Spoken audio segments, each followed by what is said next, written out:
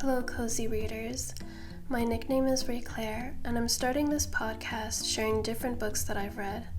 My taste in reading varies from fiction to nonfiction novels, YA novels, graphic novels, comics, manga. I'll also share some of my past favorite children's books that got me into reading, and even some audiobooks. Without further ado, let's get into this episode. For our very first episode, I'll be discussing the book Flipped by Wendelin van Draanen. This is my all-time favorite book that I've reread ever since I was in the 8th grade. Wendelin van Draanen is an American author and has written more than 30 novels for young readers and teens. She is the author of the 18-book Edgar-winning Sammy Keys series. The book Flipped was named a top 100 children's novel for the 21st century by SLJ, and it also became a Warner Brothers feature film with Rob Reiner directing. Admittedly, I have yet to read Wendelin van Draanen's other novels, but learning about how many other novels she's written, I'm excited to check them out since Flipped is my favorite novel. The book was first published in 2001, and it is set during that time period. I was around the same age as the characters in the book when it first came out. They were in the 8th grade, and so was I.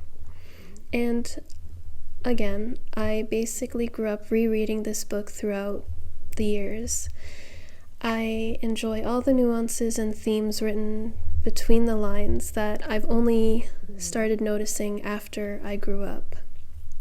I realized that the nostalgia of this book probably has a big factor in my liking it so much, but I don't care. It is narrated in a he said, she said type of way, so the main characters, being Bryce and Julie, they will recall the same events, but it will be, for example, the first chapter is Bryce recalling his thoughts and opinions on the events, and then the next chapter will be Julie's account. So it's interesting getting both of their perspectives that way. The movie didn't 100% carry over everything from the novel, but it did do a pretty good job adapting it. I will say, one of my biggest pet peeves that they changed in the movie, apart from the book, was that Bryce's character is originally supposed to have black hair, but in the movie they changed him to a blonde. It's not very crucial to the story, but that was just a little pet peeve that I have. Another major change that they did was they made the film take place in the 50s, but I didn't really have too much of a problem with this issue. Anyway, getting back to the novel, I was first introduced to this book in school. I can't remember which teacher it was, but the whole class got copies to read at school, and I loved it so much that a couple of weeks later, I asked my dad if I could please get a copy of my own. And I've had the same novel with me since then, and I've even written little notes on the back of my copy of things that I noticed each time I've reread it, and how each year that I've reread it, that it has a different impact on my perspectives. A basic summary of the plot would be that at first, Julie has a really huge crush on Bryce, even though she doesn't actually know much about him, which shows how naive and how young they both are.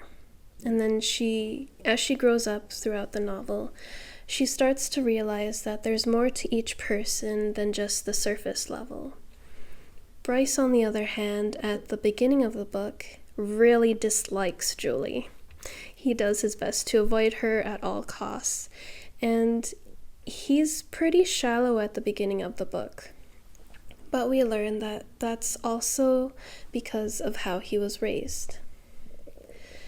And this book is just about them navigating through their small world in school, and then later on learning that there's more to the world than just what they know. I don't want to give away too much of what's in the book. I personally hate spoilers when it comes to movies and shows and books, so I hope that you're interested in it enough to check it out for yourself. Some of the themes of the book are first crushes, growing pains, because the book starts off as when they're little kids and then they grow up to the 8th grade. There's also a family member with disabilities. There's family strains between the parents and the siblings. Class differences aren't a huge thing in the book, but there are some slight differences in class. For example, Julie is not as well off as Bryce, and she doesn't really pay it much mind at first, but then it does come up later on.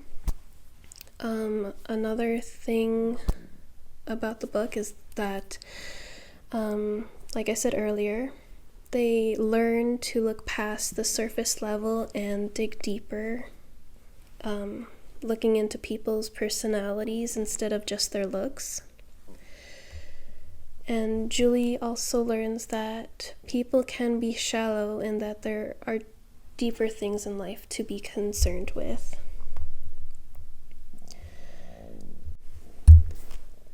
So, takeaways. I am personally biased to this book, I realize, because I love it so much, and I'm probably looking at it through rose-colored glasses because I've grown up rereading this book, and so there's nostalgia attached to it. I'm not sure if the youth of today would relate to it as much as I did. They would probably relate to some of the themes in the book.